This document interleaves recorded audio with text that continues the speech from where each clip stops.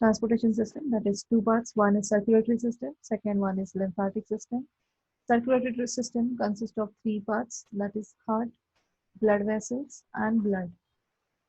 And the lymphatic system consists of lymph, the liquid which is transported through the lymph vessels. Okay, so these are the parts. So one by one, you have to learn what is blood. Blood is a fluid connective tissue, consists of the matrix. Plasma is a matrix in which different cells are embedded. So plasma is have a high amount of protein. It is liquid in state. Fluid. It is plasma is a fluid which is has a more amount of protein, and it has the cells embedded in it, that is RBCs, WBCs, and platelets. RBCs, function of RBC is Ma'am, they contain hemoglobin which binds oxygen. they contain hemoglobin. RBCs consist of hemoglobin pigment, that is a respiratory pigment it is called as. It combines with oxygen and carries oxygen from lungs to different parts of the body. Then WBCs, and the RBCs provide color to the blood as red. Plasma is actually colorless, but due to presence of this RBCs, the color of blood becomes red. And for hemoglobin is made from iron. So therefore, iron-rich food, it should be there in your everyday diet. Okay? And if amount of hemoglobin decreases in the blood, then what are the consequences? Ma'am, anemia? Anemia? Yeah, ultimately it is anemia, but immediately it is the oxygen carrying capacity decreases.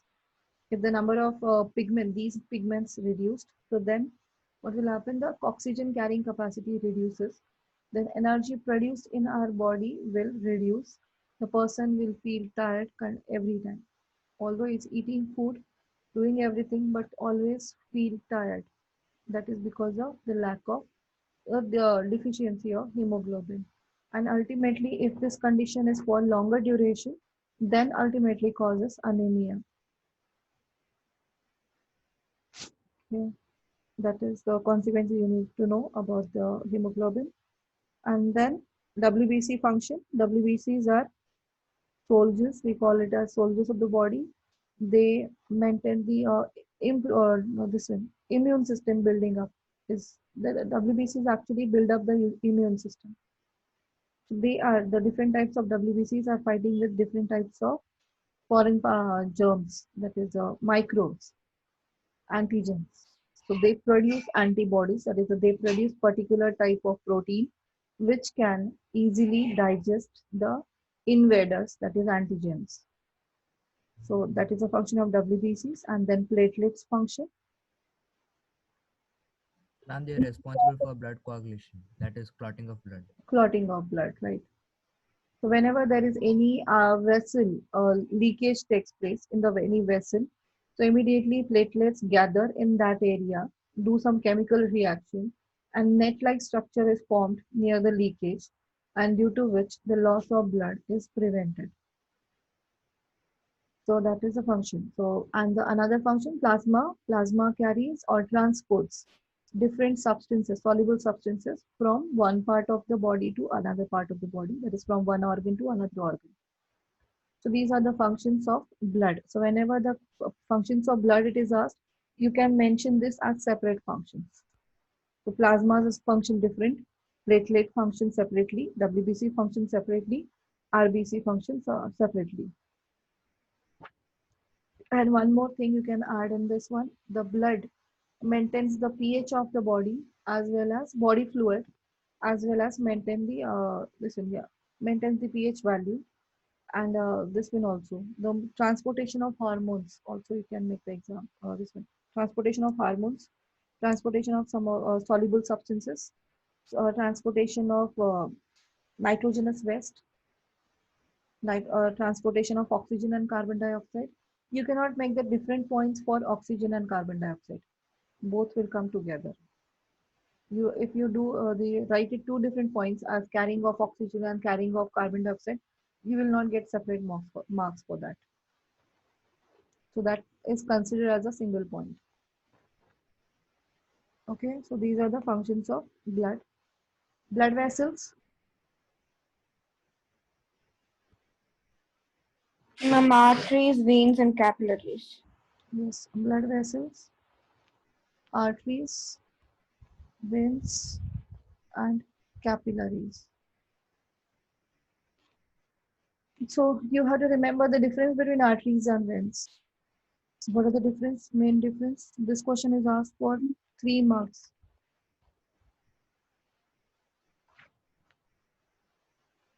Yes.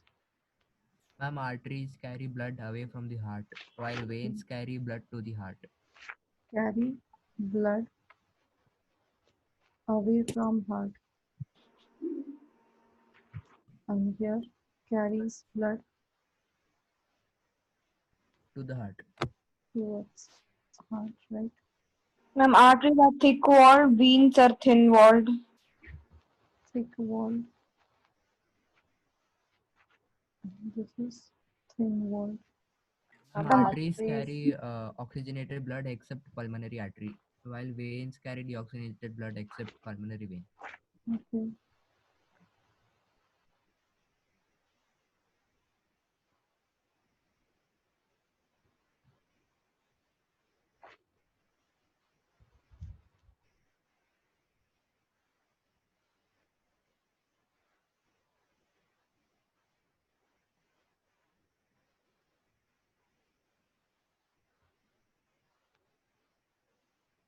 Ma'am, arteries don't have valves Right. and veins have valves.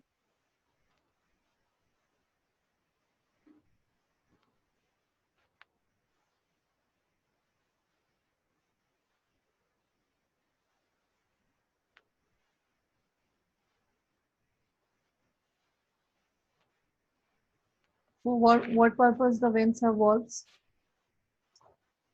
Ma'am, to prevent backflow of blood. Yeah, preventing backflow of blood. Why that happens?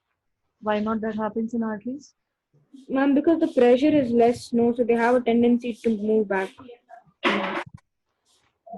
So pressure in the pressure of blood pressure in the veins is less. So maybe a possibility of moving backwards, flowing backwards in veins. The possibility that blood can flow back. To prevent that, the walls are present. Okay, then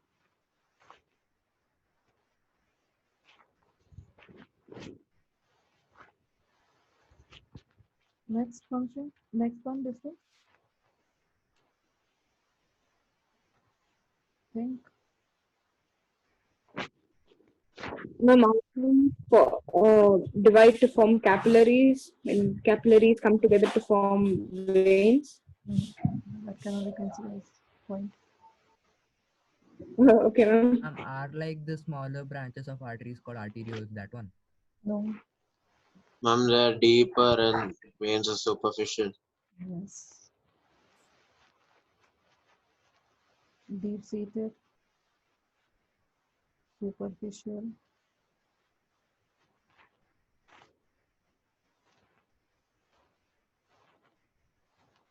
Broad or wider lumen,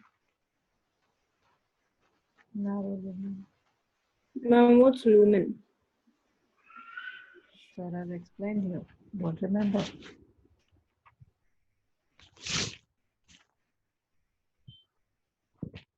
Yes, what do you mean by lumen?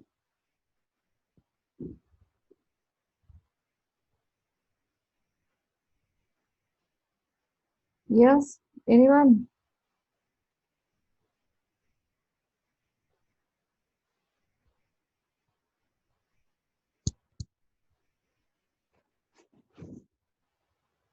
Ma'am, is it the width? No, that's not it. Ma'am, the diameter. Yeah.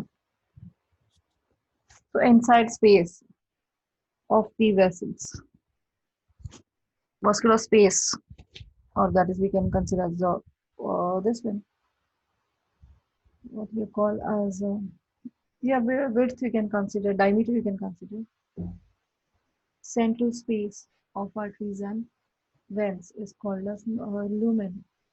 So arteries are wider because under more pressure they are passing, the blood is passing through arteries, and in veins the narrow lumen. Okay, ma'am.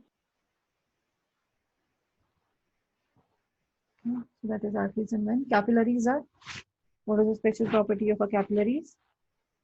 They are 1 cell thick.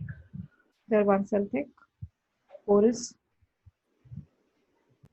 and present near the every cell. So through the capillaries only, this one exchange of substances near the tissue level or cellular level, the exchange of substances takes place through capillaries. The arteries end up in capillaries, and through the capillaries the exchange takes place, and finally the substance which is entered into the blood will comes into the capillaries, then that blood capillaries further gets converted into veins. So through the veins again it is transported back, again those substances, the waste material has been transported out. Okay, so that is about blood vessels. Now about the heart.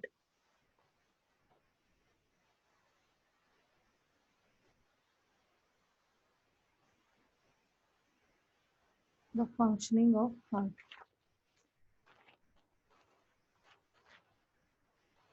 Generally, in human beings, the heart is four-chambered. Mammals and apes, the heart is four-chambered, so that large amount of energy should be produced at faster rate. So, if you see the structure of the this one, I'm only drawing the flow diagram, not the full proper heart diagram. So, there are the chambers are divided into two different parts. The middle portion is called as Septum. Septum. septum. Divides the right and left halves. So this is actually your right hand side and this is actually your left hand side. But in heart, you have to take it as opposite. So this will become LHS and this will become RHS. It's clear? Yes, ma'am. Only ma'am. in heart diagram, you have to take your RHS and LHS opposite. Then again, those are divided into two parts. So here are the walls are present.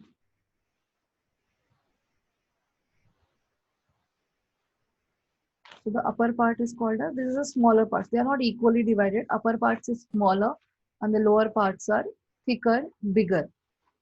So upper parts are called as Atrium. atrium, atria or atrium. And the lower parts are called as Ventricle. Ventricle. ventricles. In between atrium and ventricles, there are the walls are present. Tricuspid and bicuspid walls are present. Yeah. So here, this is left atrium. This is left ventricle. This one is right atrium. And this is right ventricle.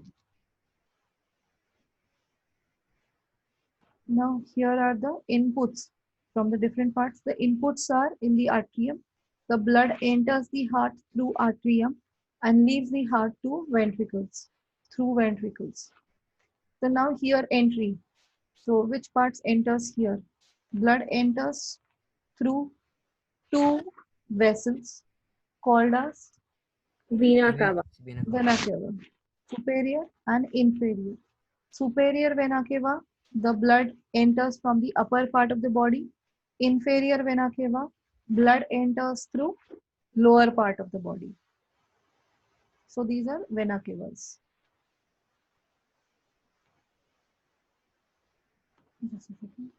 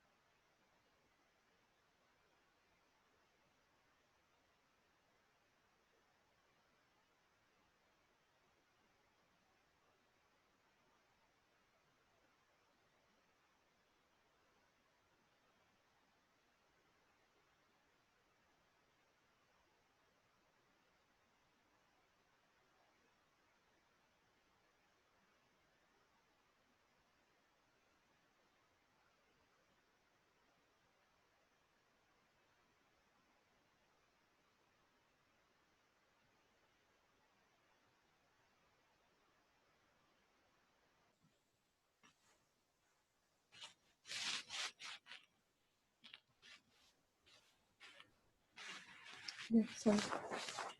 So here, in the right atrium, the blood enters through vena cavas. That is, this is deoxygenated blood enters through vena cava. So through vena cava, deoxygenated blood. So this side it is deoxygenated part is on right hand side, deoxygenated blood.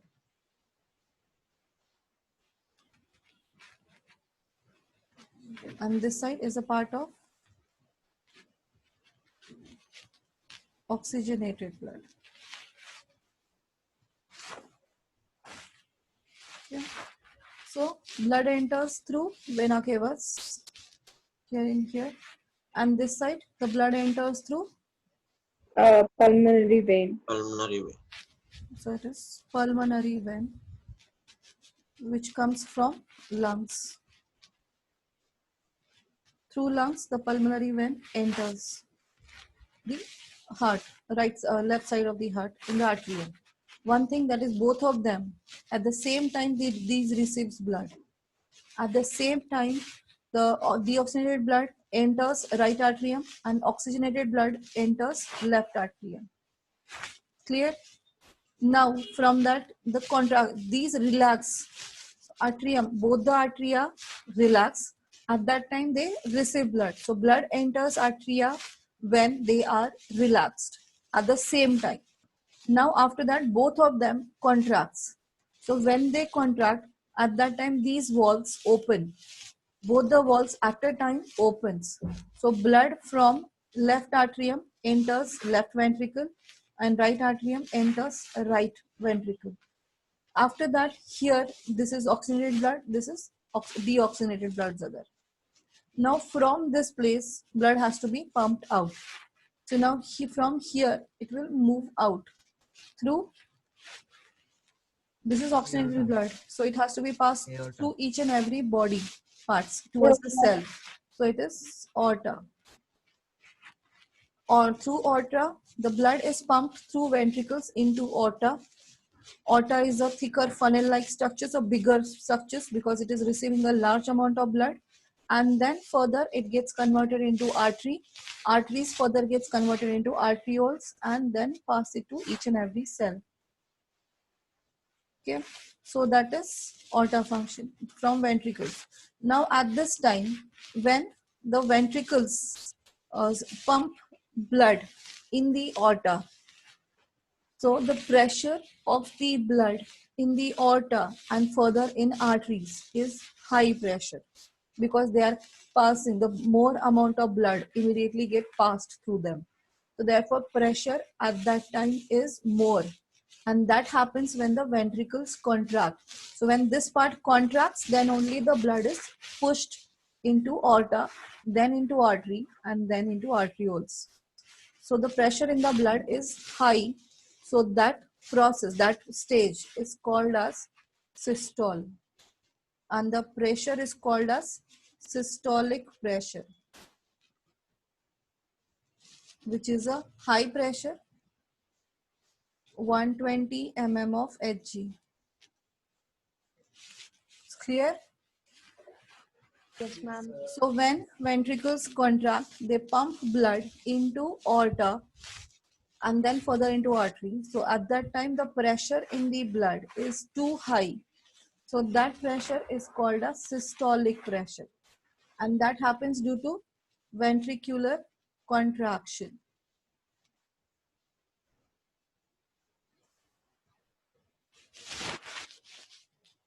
Okay, so that is systolic pressure. Now this is happening at the same place, at the same time. What is happening? The blood enters here when this ventricles contract.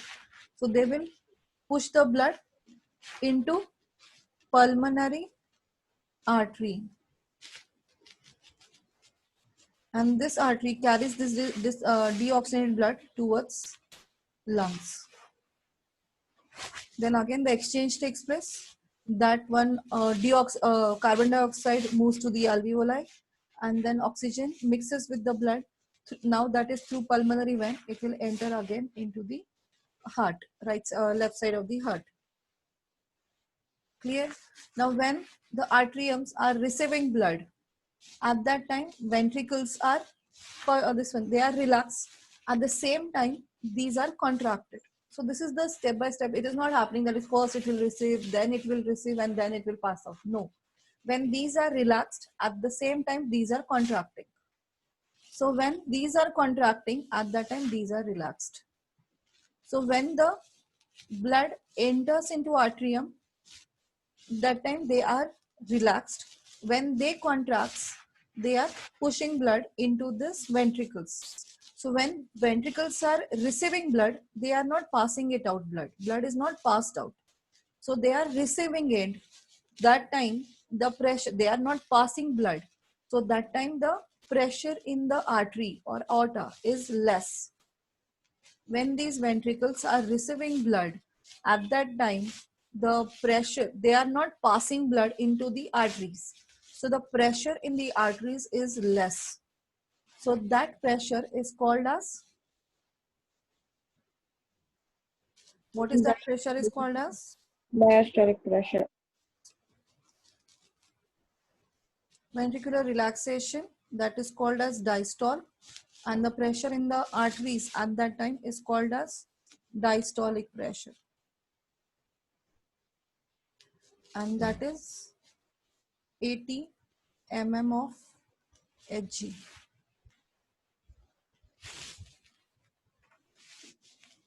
Clear? DIA, diastolic. It's not DIA. Diastolic pressure. Is it clear? Yes, ma'am. So if you explain this first, vena cava, or if we start from this one, vena cava, pump the blood into right atrium. So they contract, so they relax. So when they are relaxing, at that time vena cava pumps deoxygenated blood.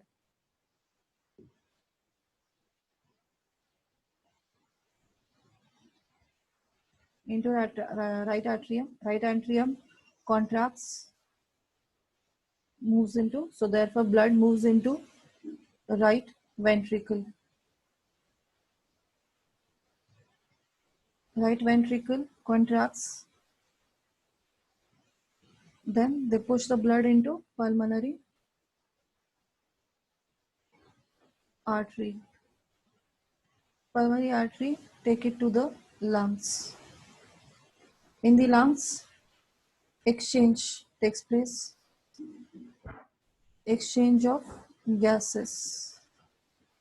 Now that blood will be oxygenated blood.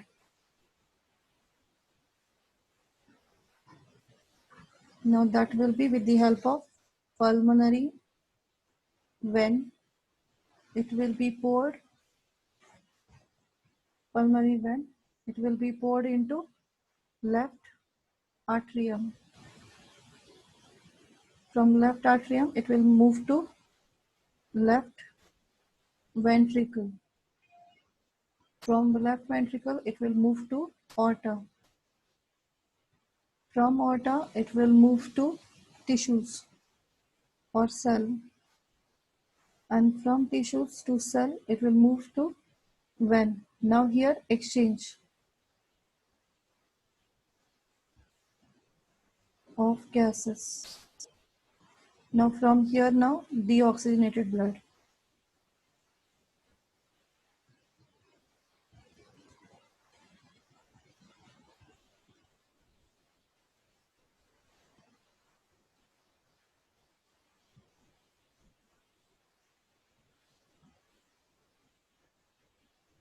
Through vein into vena cava. So this is a full cycle. So this cycle is called as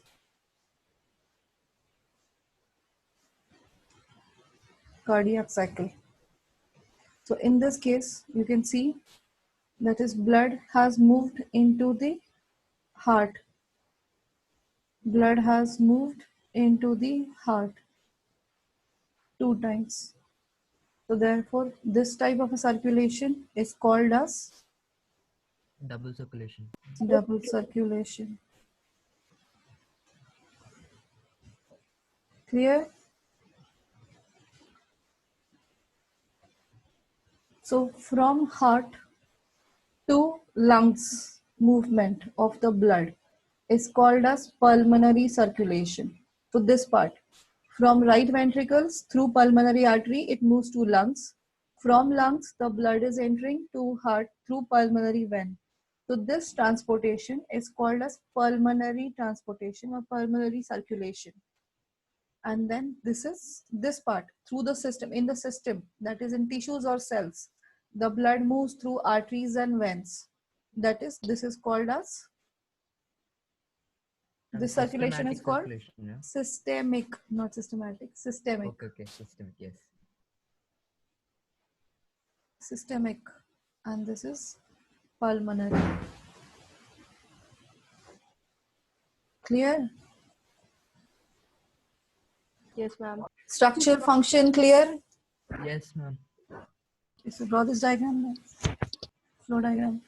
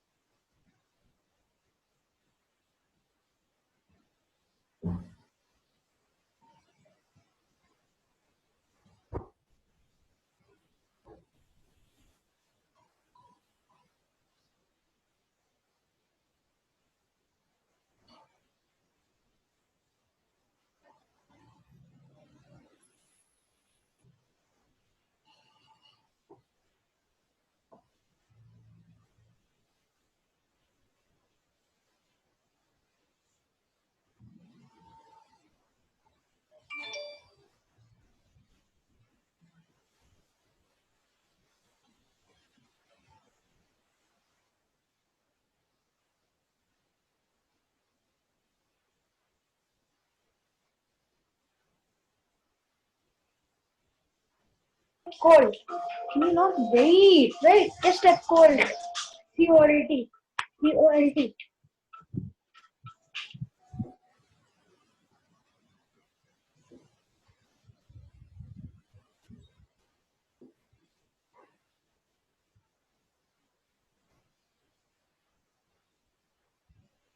Mom, done.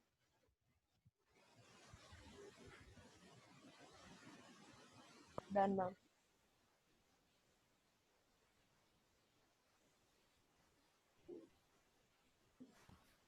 Done, ma'am. Importance of double circulation.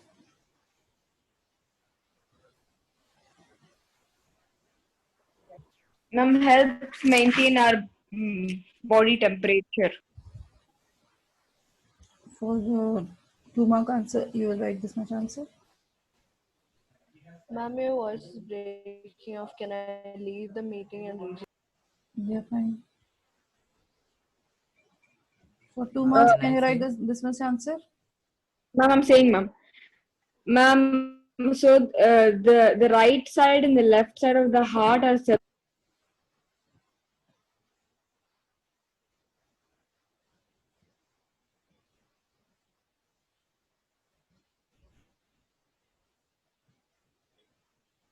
For man and animals which need high energy and so to maintain their body temperature. Okay.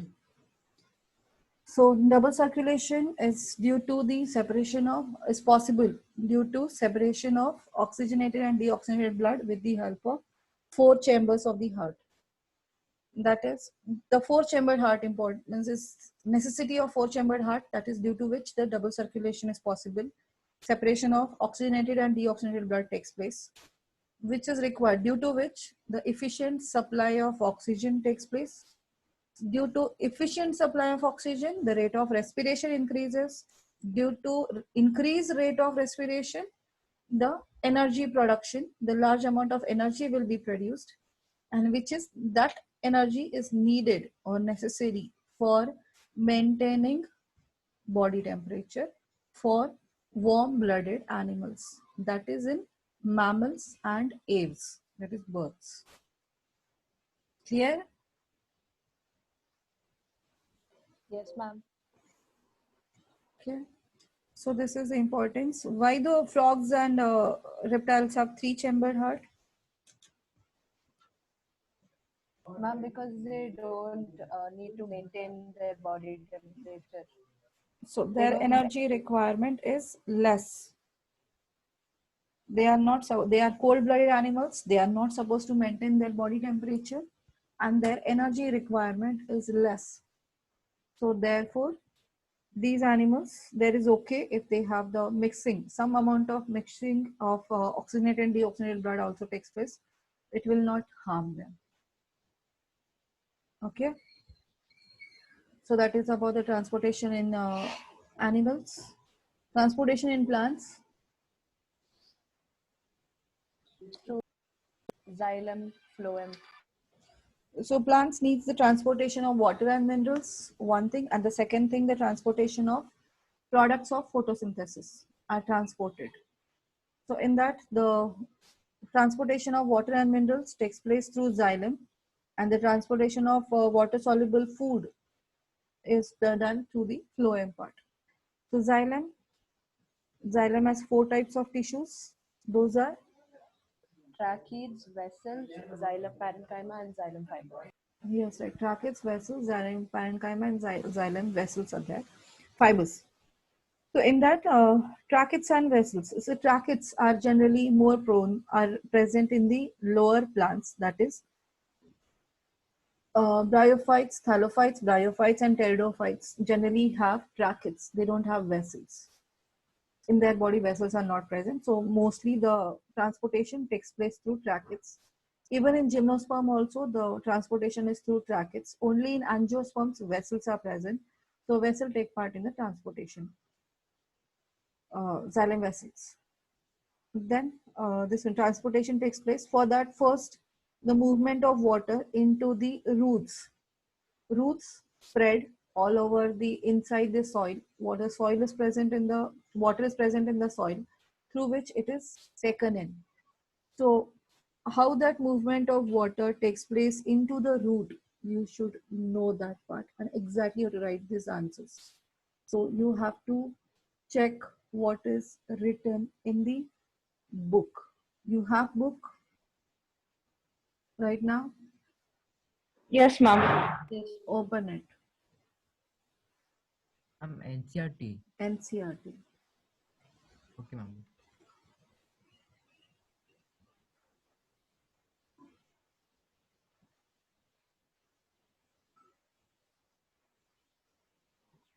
Yeah, ma'am.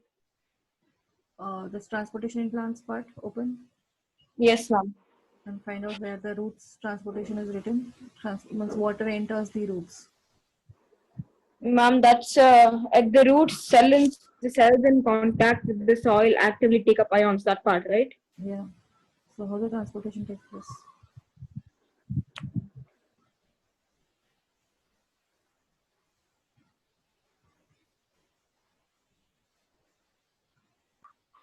Ma'am, Yeah.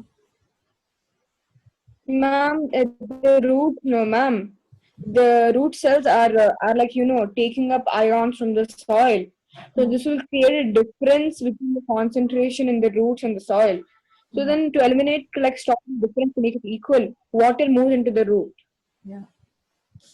So that is market most important part because you generally forget that part to read at the time of before the exam.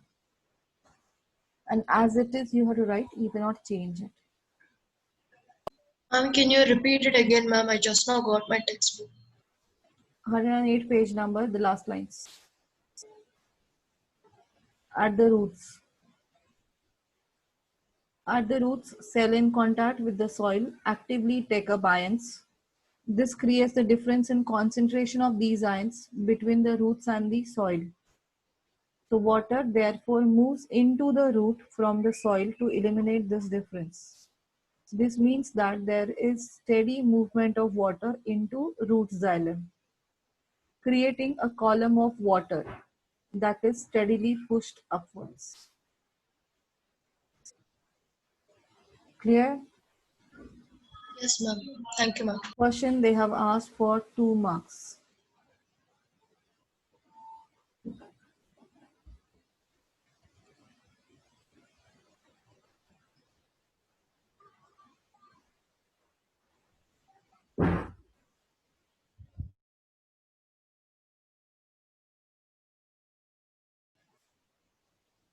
Okay. Then this way the water enters. Now how it moves upward? This will only taken up by the root hair. Into the roots it will come. Now how it will move upward? Ma'am, by the Transpirational pull. You have to explain that. So in notes, you have a notes in that I have written properly, I have given you. That's how that ascent of sap, capillary action. So generally in small plants, the capillary action is enough to make the water move upward. But in case of tall trees, the transpiration pull is very, very important. Transpiration pull is the process of transpiration in which the aerial parts of the plants release water, lose water. The water evaporates through the aerial parts of the plant is called as transpiration. So water moves out. So there is in the leaves part, aerial parts, that is in the leaves, the amount of water is less. So to this difference at the bottom of the xylem, the amount of water is more, and at the top part of the xylem, the water is less.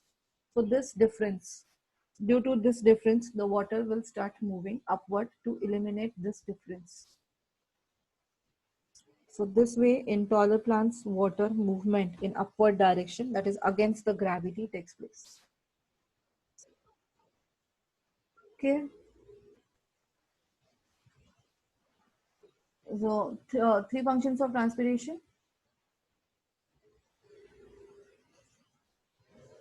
ma'am, help maintain the plant's temperature. Yes. And Water pull. Ma'am, transportation of water. Transportation of water, okay. One is transportation of water in upward direction. Second one, maintaining plant body temperature. Third, Excretion of excess water. yes, excretion of excess water. Right.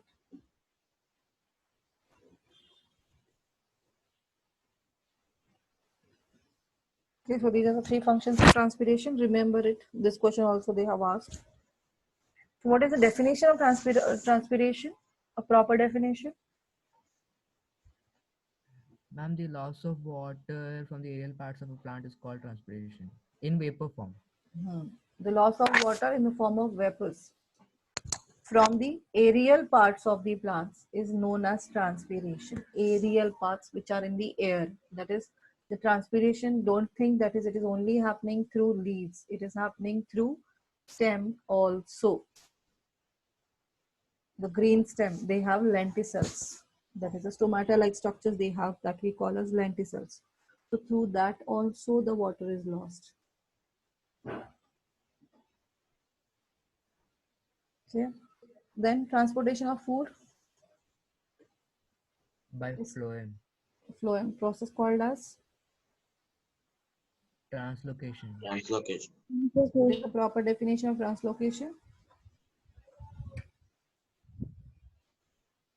Ma'am, the transport of soluble products of photosynthesis is called translocation.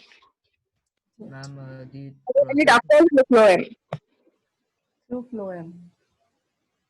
Transportation of soluble products of photosynthesis from leaves to different parts of the plant through phloem is called translocation. Clear? So what are the substances is transported? Mainly Glucose.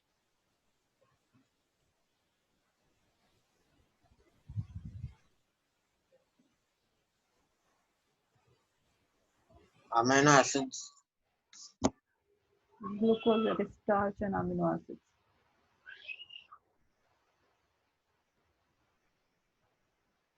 Yeah. This one, translocation of the food mainly through the sieve tubes, and sideway conduction is done through companion cells. Remember that. And it is a bidirectional, so it will move downwards also and upwards also.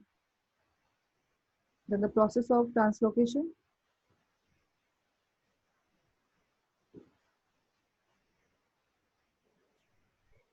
If you have open book, 109 last line. Ma'am, when the food is transported into the phloem, they use ATP to. No, wait, what? No, 1 second.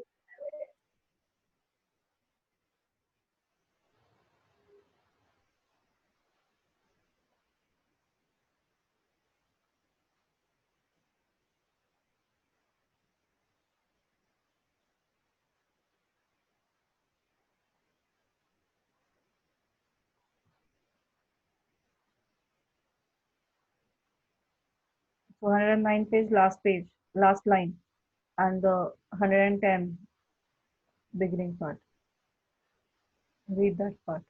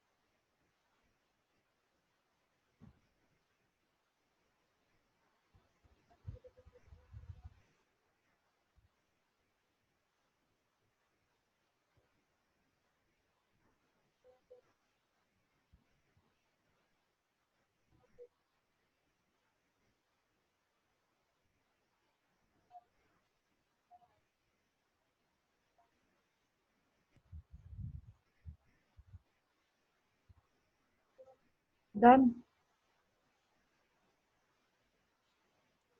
Yes, ma'am. And lastly, the excretion. Most commonly asked question in transportation is transportation of water and mineral only. Now excretion, what is excretion? Regulation of waste material from our body. Regulation. Is that a regulation? Removal of nitrogenous waste from our body. Removal. Removal of nitrogenous waste or harmful metabolic nitrogenous waste from the body. The biological process in which the harmful nitrogenous waste are removed from the body is called as excretion. Okay. This happens through excretory system. Excretory system consists of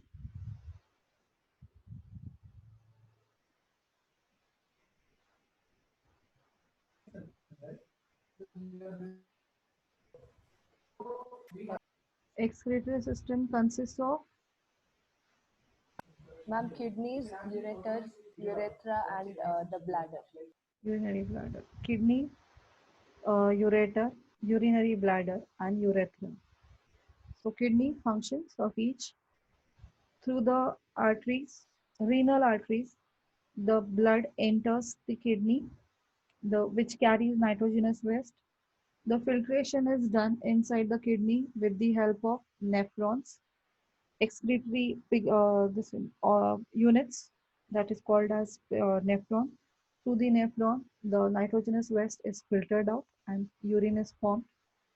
So that urine is collected through collecting duct. Then all collecting ducts enters into ureter. So urine is transported from kidney to urinary bladder through ureter. Now the urine is stored in the bladder, urinary bladder for some duration, and then after that it is excreted out through urethra.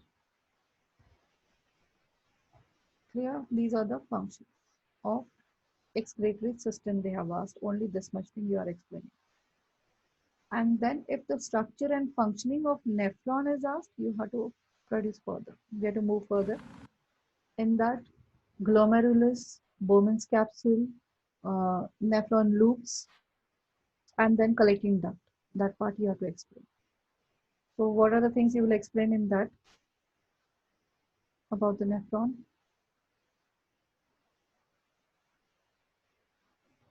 Ma'am, the structures of the nephron inside Yeah. the nephron. If what is happening inside that everything you have to explain.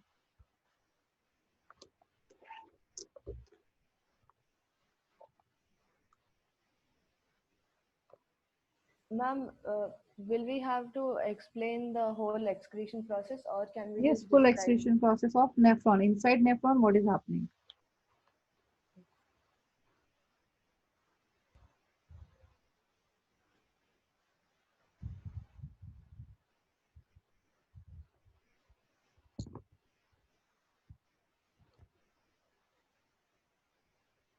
So here properly in point wise I have given in notes.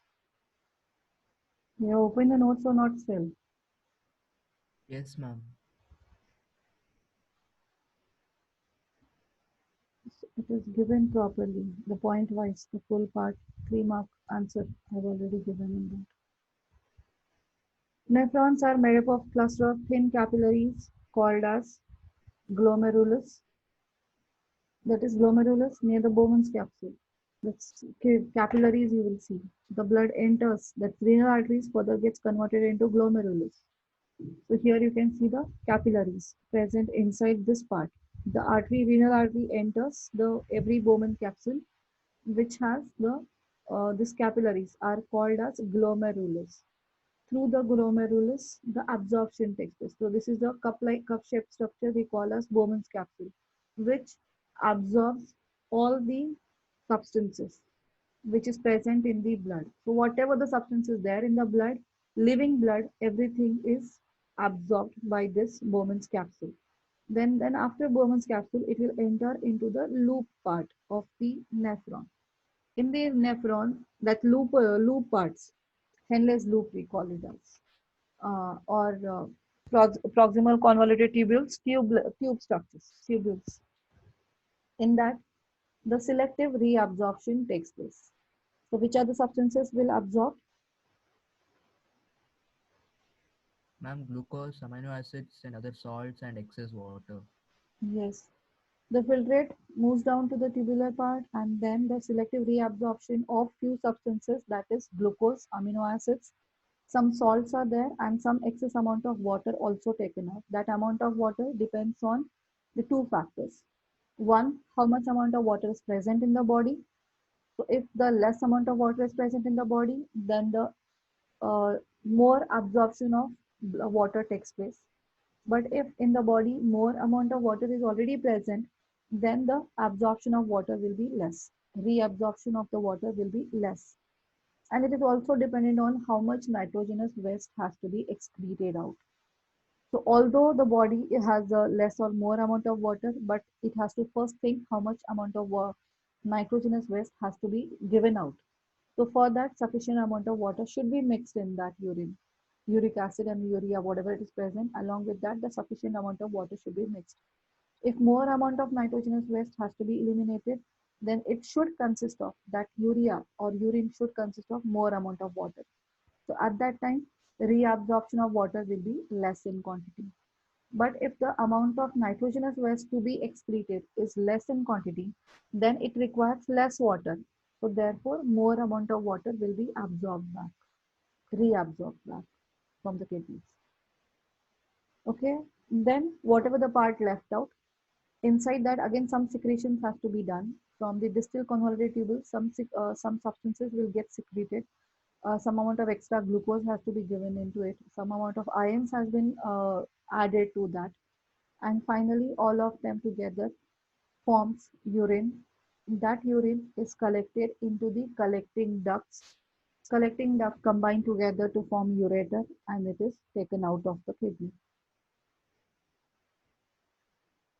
Clear?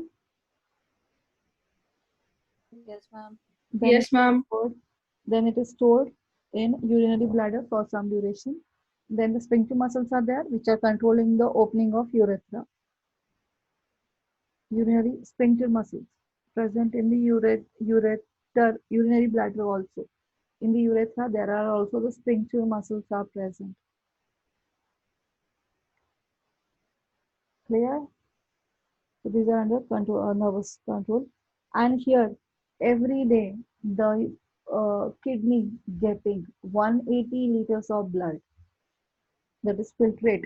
Inside the nephron, 180 liters of filtrate enters, but out of that, only 2 liter is excreted out. So remaining everything is reabsorbed back. Clear? Yes, ma'am. That's it. The diagram you have to remember. The diagram, one simple diagram I have given in the notes. You can remember that diagram also for nephron. Practice that diagram. So all the diagrams in this chapter you have to practice. Excretory system, nephron diagram, heart diagram, double circulation diagram, then respiratory system, nutrition, that is the alimentary canal in digestive system in human beings, then amoeba, further it is before that in nutrition in plants, stomata. So these diagrams you have to remember in this chapter. Clear? Yes, ma'am. Yes, ma'am. Yeah. Then finally the excretion in plants, different ways of excretion in plants. Through transpiration. Yeah, what are the substances? This question is also asked consecutively. They are asked for all 3 years. They have asked this question. Fruits, You have to write which substances and how it is eliminated. Oxygen and carbon dioxide through oxygen. Through stomata. Okay. Ma'am, nitrogenous waste as gum and Okay. resins. Okay. Gum resins through old Like, xylem. some Ma'am, wastes may be stored in the leaves, barks, which may fall off from the tree later on. ma'am, and some are just diffused back into the soil. Yeah, some of them are diffused into the soil. Some of the parts are stored into the olden leaves, flower, fruits, which are going to fall down. Okay, so this way, the minimum 5 you have to remember. So one is oxygen, carbon dioxide, and water. As well as these three. Oxygen and carbon dioxide, you can write about the stomata. Water through the process of transpiration through stomata. Then gums and resins through old xylem, they are eliminated out. Then some of the waste material is stored into the olden leaves old leaves or barks, which may move down, that is falls down. Further, it is some of the waste materials are directly stored into the, means it is diffused into the soil. Okay. Yes, ma'am. So that's it. This chapter is done. So go through the question answers in the notes. Question and answers both are given properly. So go through those. So this week you have this same chapter test. Life process. Coordinatory. Sorry, no, this coordination. Or maybe control and coordination. Control and coordination. So we will do because it will take time, no, for that revision also. So the So, full ma'am, chapter test. Right now you have not written a single full chapter test. Half of you have written. So life processes, right? Life process full. Okay, ma'am. So this Saturday it's control and coordination of this chapter. This life process. Because we have finished life process. Now you have learned fully. So earlier you have written the test of only half of parts. Now you have to learn the full chapter. Then you will write the full chapter test once because this is needed. This is a very big chapter and it is asked for 10 marks also. Okay. Then next week we'll do control and coordination. okay, ma'am. Thursday, Friday, 2 days. No, 2 days it will not complete. It will take 3 days then. This chapter is just including all diagrams. Yes. Okay. Okay. Any doubts you have?